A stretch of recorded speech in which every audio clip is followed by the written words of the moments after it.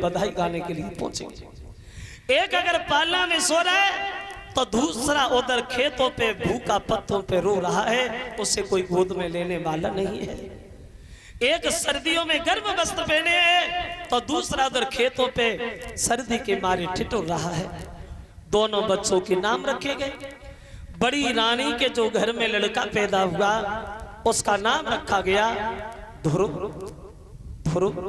और इधर जो छोटी के घर लड़का हुआ उसका नाम रखा गया उत्तम। ध्रुव और उत्तम अपनी किस्मत के अनुसार दोनों बच्चा घर में समझदार होने लगे, बड़े होने लगे। लेकिन इन दोनों भाइयों में प्रेम बहुत था। ये दोनों भाई एक दूसरे को चाहते बहुत थे।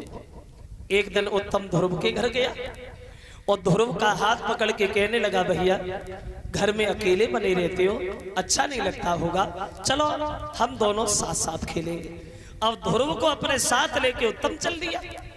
पूरे दिन दोनों बच्चा खेलते रहे। अब ये खेलते खेलते महाराज उत्तानपाद के दरबार में प्रवेश करेगा। जो उत्तानपाद ने दूर से दोनों बच्चों को एक साथ आता देखा तो मन में बहुत मगन हुए। सोचने लगे, परमात्मा चलो हमारी पत्रियों में नहीं बनी लेकिन तुम्हारी कृपा ऐसी रही, जो बच्चों में तो प्रेम है ही है। और मन में एक बात और सोची, उत्तम तो हमारे पास रहता है, ये ध्रुव पहली बार आया है, अब पता नहीं कब मिले। आज हम उत्तम को गोद नहीं बिठाएंगे, आज हम ध्रुव को गोद बिठाएंगे। और उत्तम को जमीन पे खड़ा कर दिया और ध्रुव को गोदी में गद्दी पे बैठा लिया। अब दरबार में बातें होने लगी, सब लोग बातें करने लगे, भैया पिता हो तो महाराज जैसा हो। जितना ही महाराज बड़ी रानी को मानते उतना ही छोटी को मानते। और फिर पिता के लिए संतान बराबर होती है, चाहे घर में एक लड़का हो चाहे 10 हो। लेकिन एक बात ध्यान रखना भक्तों, जहाँ 4 आदमी इकट्ठे बैठे होते हैं वो चारों एक ही बुद्धि के नहीं होते, अलग अलग विचारों के होते। और लोगों के बीच में एक नीच आदमी और बैठा था, नीच बुद्धि वाला। नीच बुद्धि वाला कौन? चोगेला चूक तो है नहीं, और बासे गाय कहो चाहे रोए, और घर घर फूट कराई दे, वो करे एक के दोए।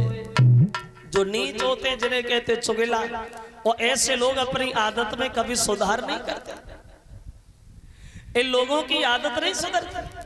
जैसा हमने कल बताया था कि आदत वाला अपनी आदत नहीं छोड़ता। चुगल से मन की बात कहो पर चुगल कब ना चूके गो, और अंधे पे भैंसिया को तबई हो तो 9 की 11 कूते गो।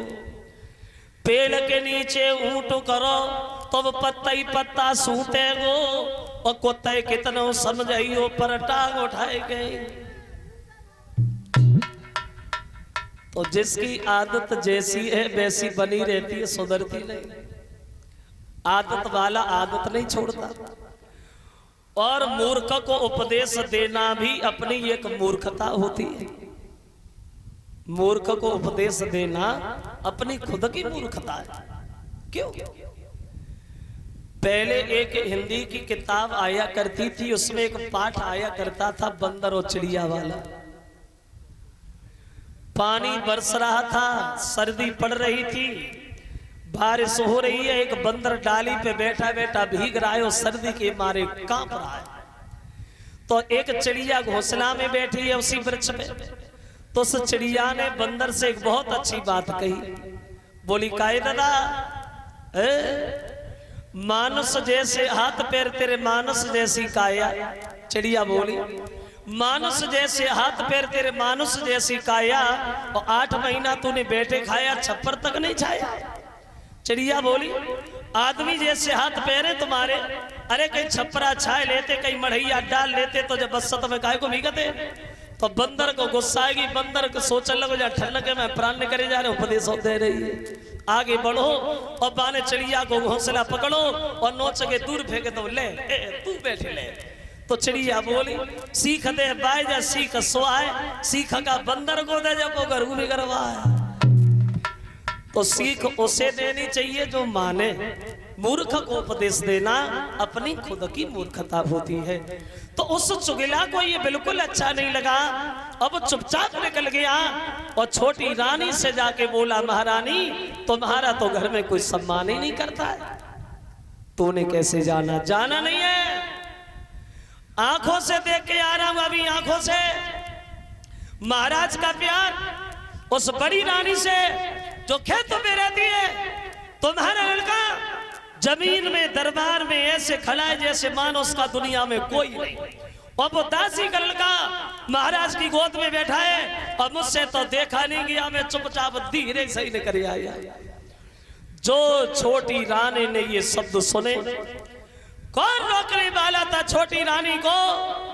भागी और भाग करके दरबार में पहुंच करके ध्रुव को गोद से उठाया और दूर फेंक दिया, गाल पे तमाचा दिया। कमी तेरी इतनी बड़ी हिम्मत, जो तू राजा की गोदी बैठ गया, तेरी किस्मत में राजा की गोदी नहीं है ध्रुव, क्योंकि तू दासी का लड़का है। और तेरी किस्मत इसलिए नहीं है क्योंकि तूने भजन नहीं किया। और बोली वो छोटी रानी ध्रुव से, हट दूर खड़ा, अरे अभिमानी के मुकाबले आया है। अपने पति से बोली, अब अकल तुम्हारी और कट गई है, गोदी में गधा चलाया है।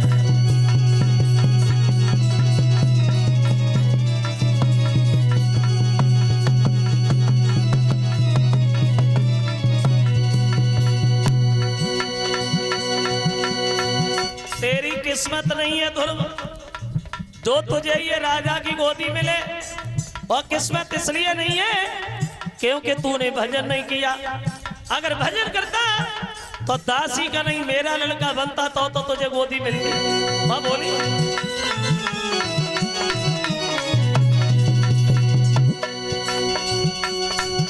ओ ध्रुव पूर्व भी जो तूने थोड़ा भी भजन किया होता, उत्तम के बदले तूने मेरी कोख से जन्म लिया होता।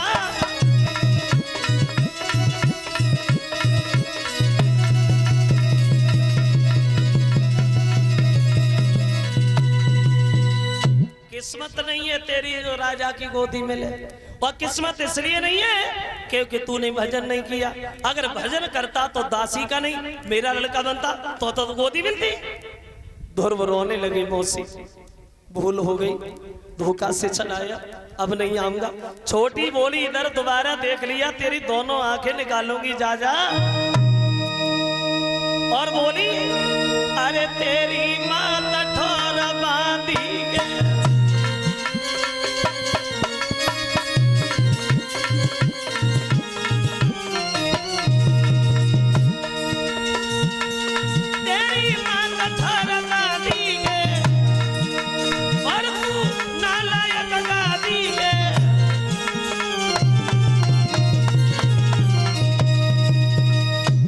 दोबारा आया, तेरी दोनों आंखें निकालूंगी जा जा।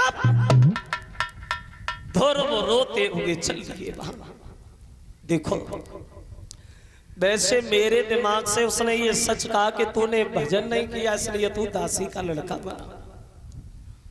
वैसे जहां हमारे बड़े बड़े लोग बैठे, देखा होगा आप लोगों ने, ज्यादा पैसे वालों के घर जन्म हर किसी को मिलता भी नहीं है।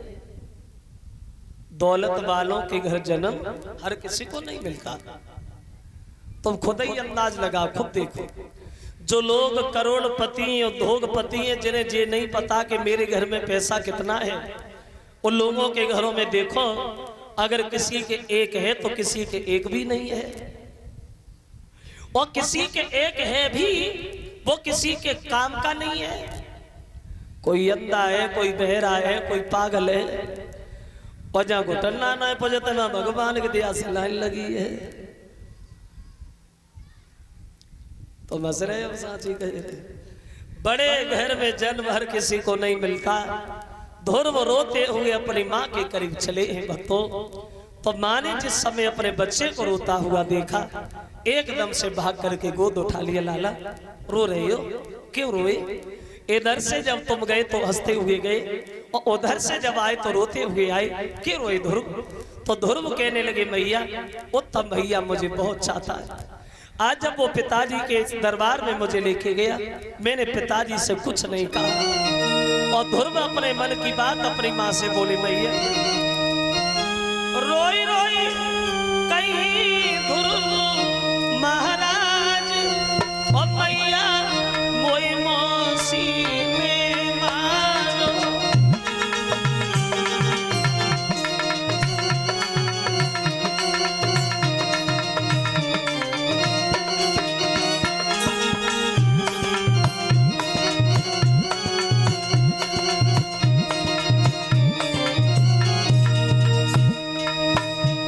कहने लगे माँ मोई पिता ने गोद उठाया,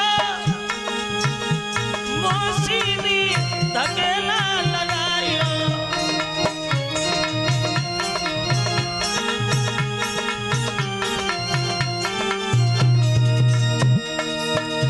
मोई पिता ने गोद उठाया, मौसी ने धकेला लगाया।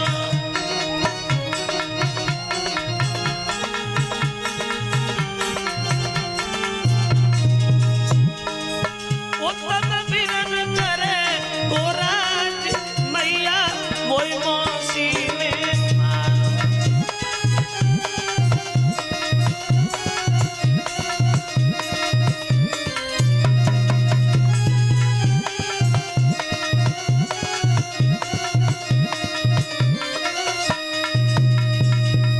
कहने लगे ध्रुव माँ पिताजी ने मुझे गोद लिया, मौसी पता नहीं कहां से आई, मुझे बहुत मारा मैया बहुत मारा। तो माँ ने जवाब दिया बेटा मौसी ने मारा तो तुम रो काहे को रहे हो? अरे मौसी भी तो माँ होती है, मार दिया भूल जा। तो ध्रुव कहने लगे मैया हमें मौसी के मारने का कोई दुख नहीं है। अगर मौसी हमें जान से मारती तो मार देती, मैं कुछ नहीं कहता, लेकिन चिंता एक बात की लगी है माँ काहे की। तो ध्रुव कहने लगे मैया बबुलानी आदर से मैया मोई गोद में बैठा लो। मौसी ने पकड़ी बाहरे धकेला मैया मारो। हमें इस बात का कोई दुख नहीं है, दुख तो सिर्फ इस बात का है मैया मेरी माँ तो बचन ने कलेजे छोले। मोए मौसी को दुख नाए पिता नाए मुख से बोले।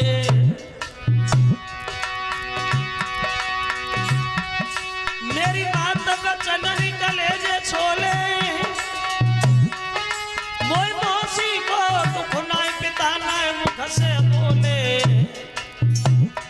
सोई सुन बेटा की बात मात के आंसू भैया। सोई सुन बेटा की बात मात के आंसू बह आए।